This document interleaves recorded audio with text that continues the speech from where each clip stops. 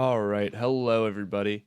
This is Keytrox here, giving you a deck tech and a little bit of a rundown of the Vin list that I brought to an RTN on Saturday, getting second, losing only to aggro Dromai. As you can tell, I'm a little sick. I got my Thunder Buddies Forever pajamas on, all cozied up. So we're kind of just gonna go through a little bit of why I chose different cards, what I thought was beneficial, what I thought wasn't, and then kind of what I thought of each of the matchups and where I feel that I kind of sat. So started off, the equipment is kind of basic, I would say. Your average Vin list: crown, flail, tunic, grasp, and then book or scepter, depending on the matchup. I believe I ran scepter most of the times. The book only comes in really as an AB source, or if I'm going really aggro. The extra banish to get an eloquence can net you a go again off of an instant funeral moon. So it's that one's kind of situational, and then creepers. I ran this setup into, I believe, every match that I played. And again, we'll go through a little bit later what those matchups were. And then for the main board, the way that I do my deck lists is I have a main board and a sideboard in a traditional sense, where the main board will come in most matchups will be these 60. The sideboard are if I need to modify the main 60 for a specific matchup. So this I ran into just about every opponent. The Beseeches are very good. They are the extra 3 for 0 on a shadow action lets you come in for generally 9 with paying the life on the Deathly Whale.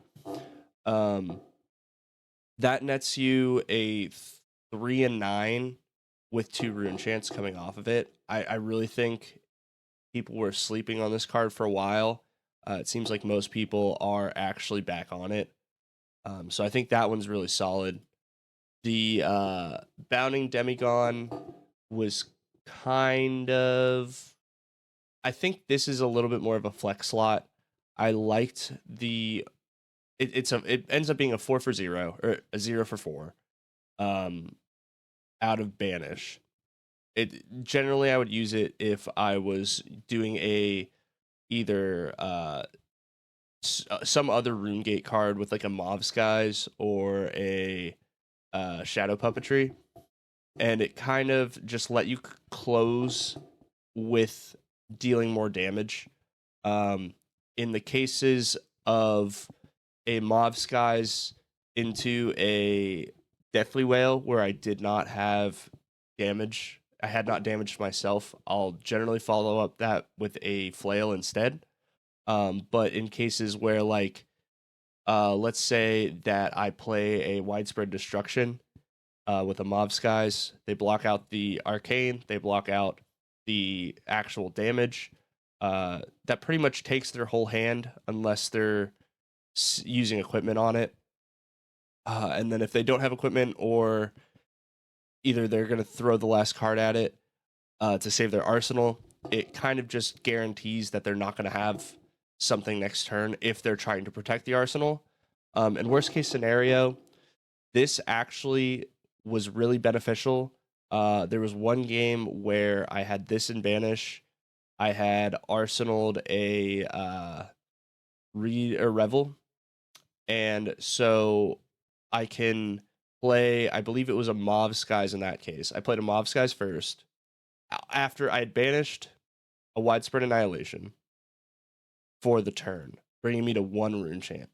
I was kind of in a little bit of a predicament. So I was able to play a Mauve Skies, play the Bounding out of Banish for free, and then I could play the Revel into the Widespread. which kind of guaranteed their whole hand was taken. I don't believe in that scenario that they took all of it, because in that case, I've noticed that a majority of players will, when presented a widespread annihilation, will either block it out entirely and just dump their hand, or they will attempt to keep their whole hand and then swing back with a 3-card hand. In that case, it kind of guaranteed that I was taking their hand, because I believe, like, generally you would block out a bounding on a Mauve Skies. So then the widespread coming in is just guaranteed. They take the 4 rune chance, or they use their cards in hand for the rune chance and then take the 6. So that worked out really well in that scenario. The rest is kind of standard. Envelop, I know, is kind of an iffy card for a lot of players. I think that is really good when presented the right scenario. It being a 1 cost valued at 4, because you have a rune chant and 3 power on the reds, I think is a little bit underwhelming when you look at it. But given the fact that that rune chant now allows you to play a turn that you might not have been able to play normally, I think it is really important. And being a shadow action, you can still pay the life to, in some instances, Funeral Moon. If you are on, say, you need to play a Deathly Wail, and you banish the Deathly Wail, and you have a Funeral Moon in hand, you can play out the Envelop, play the Funeral Moon at instant, off of paying the life for the Envelop, and then go right into the Deathly Wail, getting 2 rune chance. So I think it's just too strong to not have any. I'm not on 3 because it is a little bit painful if you have too many of them, because generally I'm using the Tunic resource for this specifically. Either that or the Tunic resources for creepers. So it varies, but I think it's something to really consider if you're not playing it, that it is a valid option. I'm on the 3 reduces, 3 sinks.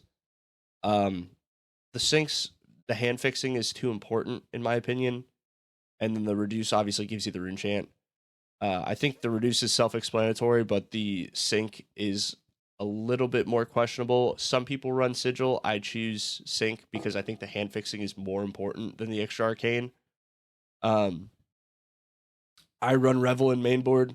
I'm pretty much bringing it into every match.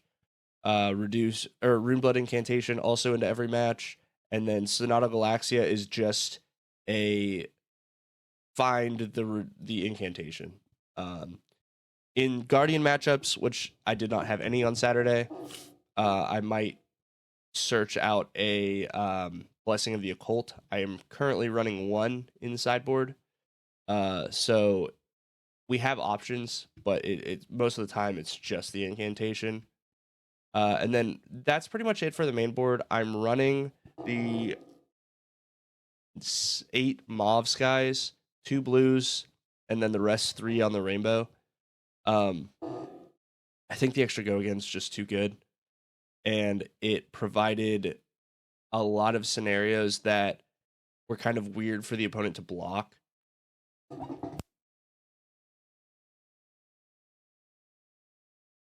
Sorry about that. Because they don't know if that 1 rune chain is actually impactful or not.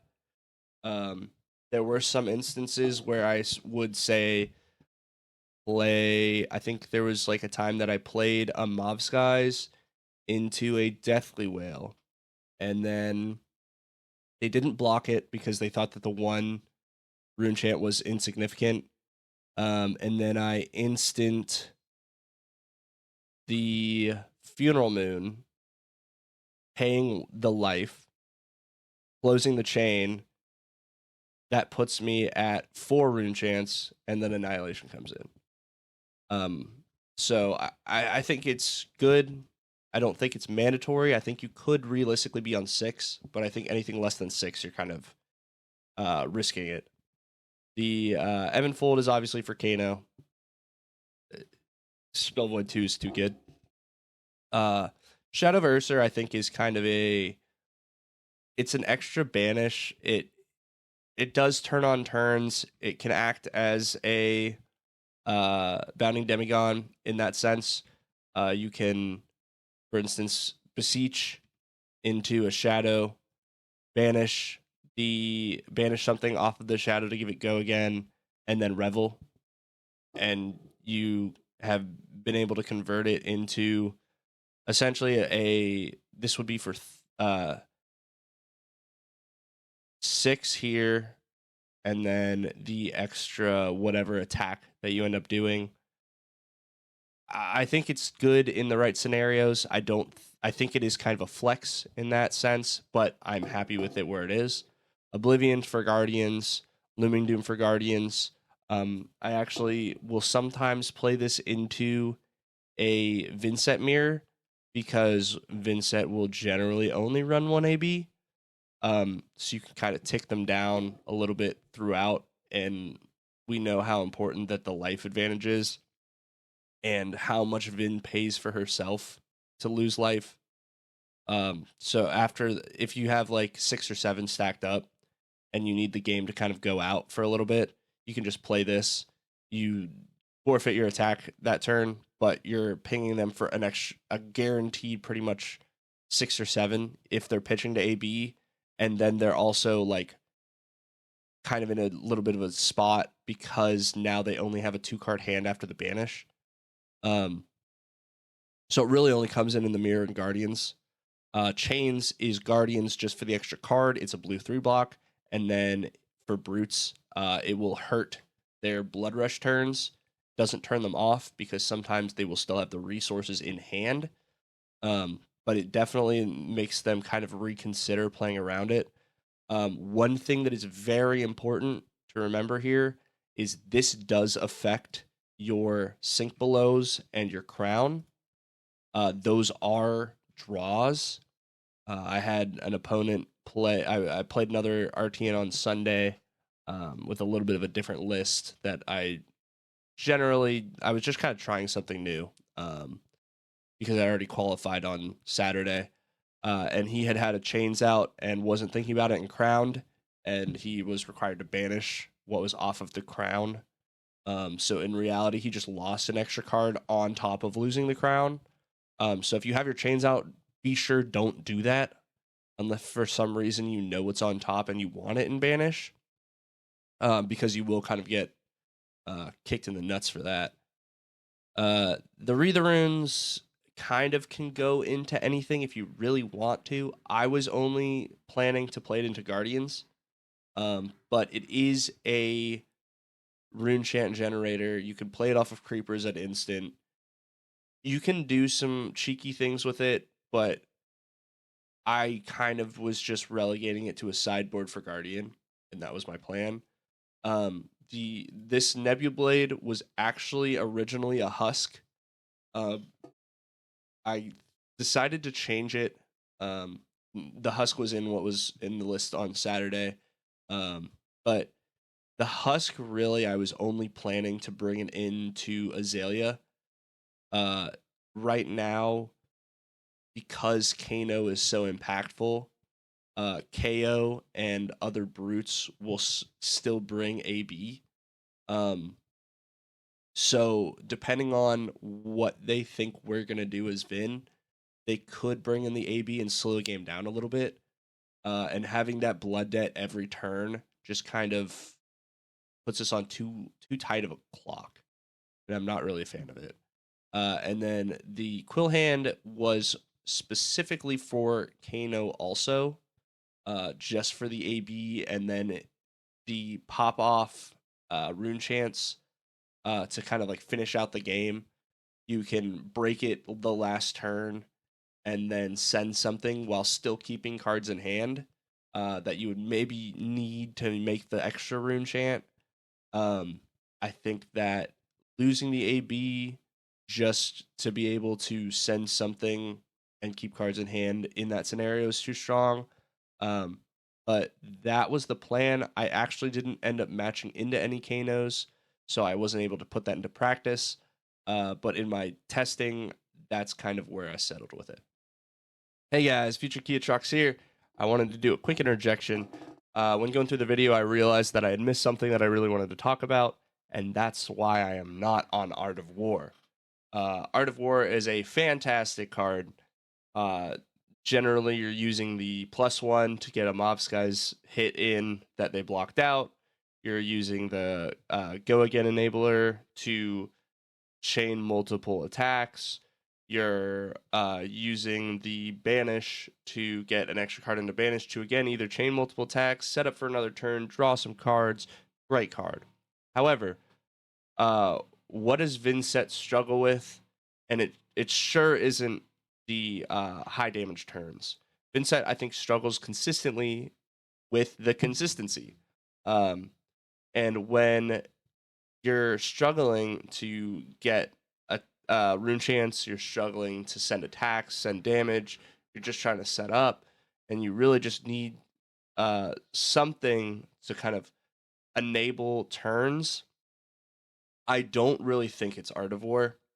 The fact that Art of War is just a draw to hopefully get something else into your hand that will be impactful it's difficult given that if you draw multiple of them, they're kind of hard to get out of your hand. It doesn't block.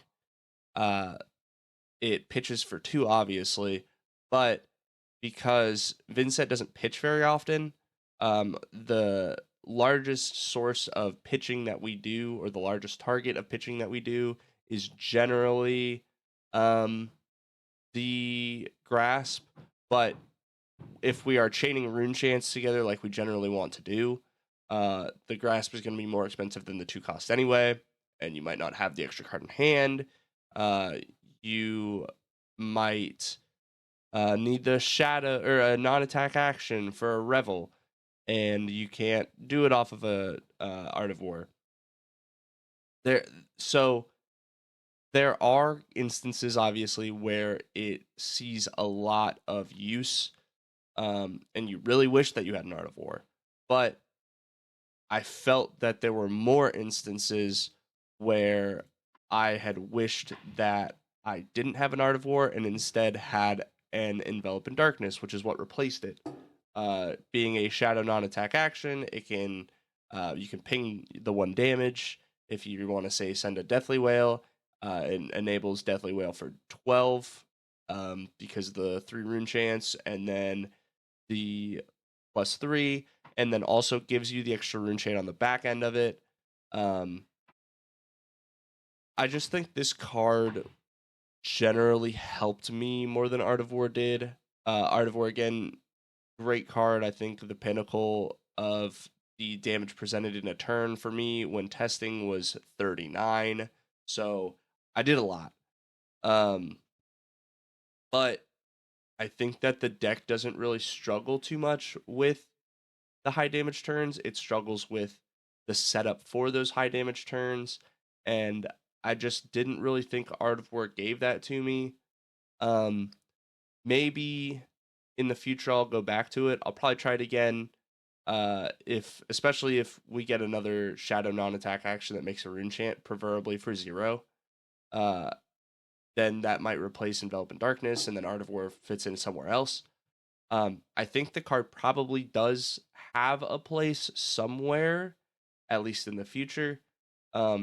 But for me personally, it just didn't really work out how I wanted the deck to function. So that's why I'm not on it. It's not that I think it's a bad card. I think it's a great card for the deck. But for my play style and how I was piloting the deck, I just didn't really find it to be as useful as the Envelop did. And I think there's a solid case to maybe take out a sync for it, or 2 syncs for it. I think Art of War would be at a 2 spot. Maybe take out 2 syncs, and then the third be something else and play it as a more aggressive deck. that might be an option, and that's something that I'm probably going to consider testing again. Um, but at the current moment, I just didn't really think that it did enough to take the slot. And maybe I'm wrong. Again, let me know in the comments. Let me know if you think Art of War should take the place of any of the cards.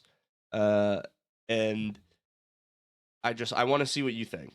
But yeah, that's why I didn't run it. I might go back to it, and we'll kind of see where the deck goes from there. So that's the deck. As for the matchups, my first match of the day was against a Dromai. It was a standard like Dragons Dromai. That one wasn't too terrible. I think I ended on 5 life by the end of it. I brought Flail, and I believe I had brought I think I brought Grimoire. No, I brought Scepter. That's a thumbnail. All right, I brought Scepter. The reason I chose to bring Scepter is because that it can clear the Ashwings without you having to pay the life on Flail, and also you can set up a rune chant, say with like Deathly Wail or something, if you already paid the life. Well, I guess you would still Flail off of the Deathly Wail, but if for some reason you had a rune chant and you didn't want to break it, you can Scepter to clear an Ashwing. It ends up netting you a ton of value over the game because it's just one less that you're getting hit every turn, and it still generates the rune chant. So it's really big in that sense. He did have out a burn them all. So I was at one point kind of regretting maybe I should have brought the book, but I think I was able to kind of hold him off enough that the burn them all only lasted like 2 or 3 turns, so it didn't end up being like super relevant. So I would probably, if I knew they were bringing, or if I knew that I was playing another Dromai, I'm bringing Scepter no matter what. The next match was Phi. This one was interesting. It ended up being this. Sorry, so the Dromai, the first match was a win against that first Dromai. The Phi match was also a win. This one was interesting because I went first, and my turn 0, I banished a Widespread Destruction and didn't play it and just set up. And he was really concerned with the threat of losing the arsenal. That turn 1, he actually played Art of War, broke Mask of Pouncing Links to get Assault the Wound for 8. So off of like, I believe the first turn I took, I think I blocked 2 off that. So for over the course of the turn, I think I took, I think I took 18 turn 1. And then my second turn, I sent something back just to put a little pressure. And then his second turn, he played another Art of War, and this time ended up putting me down to 14. So on the second turn, I'm down to 14, and he was at 28. Because I had a really strong second turn. But because he burned so many resources so early, I was kind of able to like squeeze out enough value throughout the game that I ended up just winning. I ended up at 7 when I had them at 2, and then just hit them with a lot, and it was too much. So I ended up winning that one. Third match was Dorinthia. It was the standard Dawnblade. It wasn't super control-y or fatigue-y or anything like that. It was just standard. I'll buff it. I'll send the attacks. It wasn't too stressful. He put the attacks were primarily on the front end where all the damage was. And there were a lot of instances where he wasn't able to give it go again. So I think over the course of the game, he maybe got one counter. I don't actually remember if he even got one counter. Um, so it was a lot of just like, where can I outvalue? So I ended up winning that one at 4 life remaining. Uh, the fourth round was against another Fi. Um, this one didn't really go in my favor. I lost this round. Um, he presented so much so fast. I believe by like turn 3, I was at, I think it was 15, and he was at 29. The cards weren't really lining up in my favor. Uh, his cards were just, he was on top of it. It was really well played. Um, I don't think that I would have changed anything. I think that I did what I saw fit in that time, and it just wasn't enough. So I ended up losing that game. And then round 5 was against a Boltyn. This one was weird because it was the standard Boltyn, obviously, with Raiden. Um, he at one point, I believe it was turn like 2 or 3, had a double Lumina Ascension turn. So it came in for 15 just off of the Raidens, gaining him 3 because he hit the light card every time. Actually, I guess gaining him 6 because he hit the light card every time. So that put a huge dampener on things. I was able to kind of block some of it out, but for the most part, I took a lot of damage. But it ended up coming back in my favor because he never saw the V's. So I wasn't really pressured much later into the game. It ended up being the like standard, like, I'll send 3 at you, I don't block with an attack, and he passes. So it wasn't terrible, and I ended up getting a win on that one. And then the final game of Swiss, it was a 33-person tournament, so we had 6 rounds. The final game of Swiss was against another Fi, so that's the third Fi, and this one was very close. Um, Both of us, I think, just played really well. There wasn't anything that stuck out to me in this match that I was exceptionally surprised at from either of us. I think I just had a better, the turns just lined up better, and so I was able to squeak out a win. That one, I think I ended at 3 life there, so that one was a little bit closer. Um, and I believe the last point of damage was actually just an attack that was just 1 point higher than he could defend. So it ended up being very close. It was really well played. And then for the top 4, my first match was actually against the Fi that I had just played, that I had just beaten. This one went a little bit differently. I somehow just managed to line everything up. The deck just flowed so well. By the second turn, he was at 26.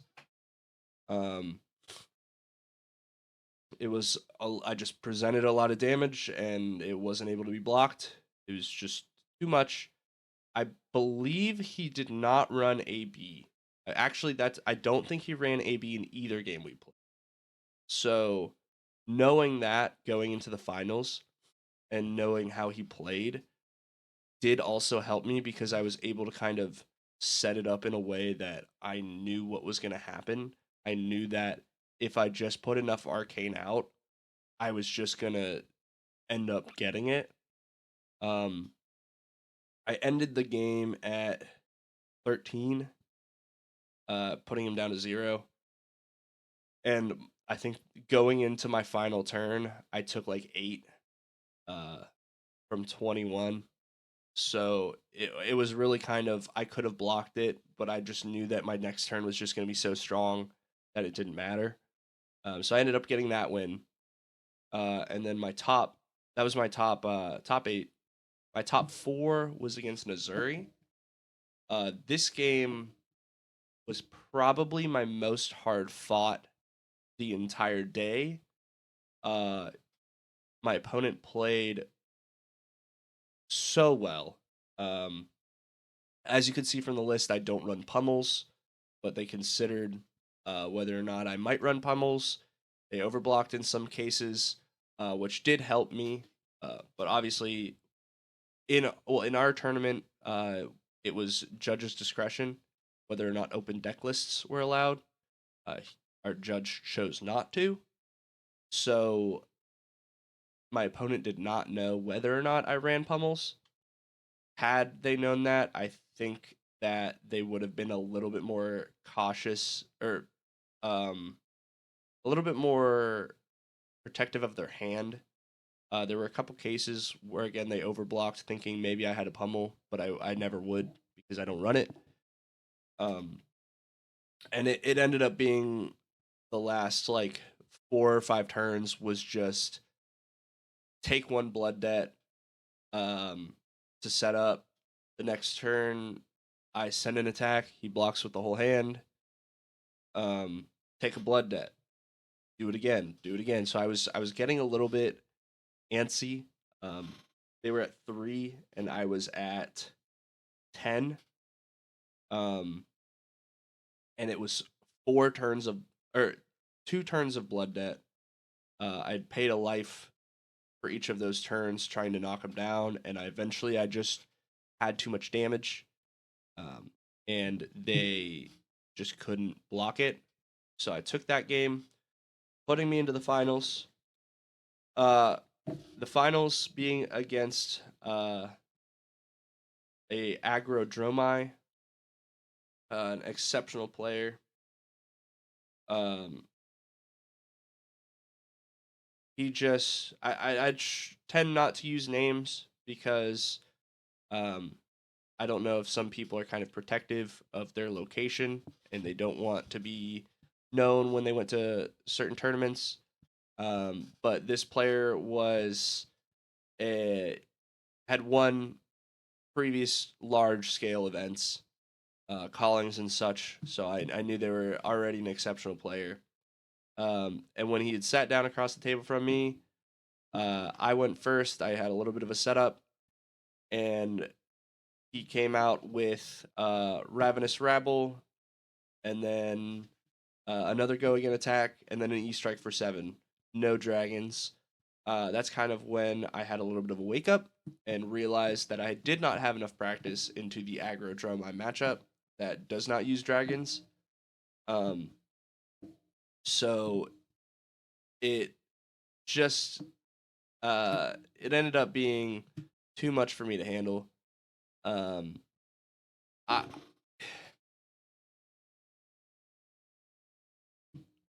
I think if I would do it again, I think I played too defensively at first, where I should have just kind of gone on the offensive and put his life total lower. However, his cards also did just line up very well. He ended up getting a mirror guy out. I took that down, and then I believe it was either a turn or 2 later, he put out 2 mirror guys. So it really set me back, which is actually why I decided to switch the Husk for the Nebula Blade, to be able to clear dragons easier. I think this is probably the better option the Azalea matchup is still very difficult with the Husk in it. Without the Husk, I'm kind of undecided if I'm happy with the list going into Azalea, but I believe that the Nebula Blade will probably be better in the long run, given that the Dromai matchup is very dependent on how you draw, I feel like. So being able to clear dragons with the Nebula Blade will just be much easier. You're able to, for instance, Mob Skies send an attack at their face or at a dragon, and then pitch 2 to kill another dragon, and get a rune chant. I think that's probably better. There were too many instances where I had an extra action point and the flail just like had to go with their face because I wasn't able to do anything to a dragon to set up. Whereas if I would have been able to Nebula to kill a dragon, I would still be at 2 rune chance off of a Deathly Whale rather than 3.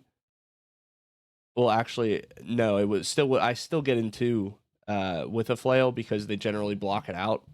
Because a flail's just the 1. So I think the Nebula Blade is more important. I think with Azalea we still can win on Tunic, so it's less dependent on that card specifically. Whereas the Nebula Blade I think is just such a large improvement into Dromai that I think it's probably worth it. So yep, that was my Saturday. I ended up at second in my first RTN of my entire career. So I was extremely happy about that. Missed out on a Searing Ember Blade gold foil. That ended up being the gold foil. So that's a shame, but it was still a great event. Still got to meet a lot of great people, and it was super cool to see Vynnset perform, as she is actually the hero that I started on. So it was great to be able to take her into a competitive setting, and I did pretty good. So that's the deck. That's the Saturday. Let me know what you guys think in the comments. I'd love to hear any sort of opinions that you have, and I hope to see you in the next video. Thanks for watching. Peace.